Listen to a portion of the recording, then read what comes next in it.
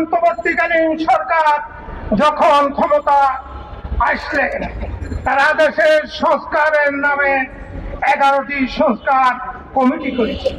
তার মধ্যে নারীদের অধিকারের নামে যে সংস্কার কমিটি করেছে, তার সুপারিশগুলো এবং এই কমিটিকে বাতিল করার জন্য সরোয়ার্দী উদ্যান থেকে হেফাজত ইসলাম দাবি জানিয়ে আসছে। আমরা মনে করেছিলাম সরকার আমাদের দাবির প্রতি শ্রদ্ধাশীল হয়ে যে কাজগুলো 1450 বছর পর্যন্ত কোন নাস্তিক, কোন মোরতাদ, কোন ইসলাম বিরোধী শক্তি করে নাই, সেই সংস্কারের নামে কুসংস্কার করেছে। কিন্তু দুঃখের সাথে বলতে হয়, এই কুসংস্কার গুলো এবং এই কমিশনকে এখনো কেন বাতিল? ওয়ালটন আবারও মিলিনিয়ার অফারে ওয়ালটন ফ্রিজ কিনে আপনিও হয়ে যেতে পারেন মিলিয়নিয়ার।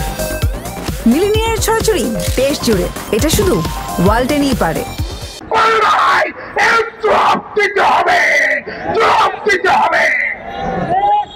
বন্ধুগণ, আওয়ামী লীগ এবং তার দোসরকে, শেখ হাসিনাকে তার শাস্তি থেকে রেহাই দেওয়ার জন্য তারা মৃত্যুদণ্ড মওকুফ করার সুপারিশ করেছে।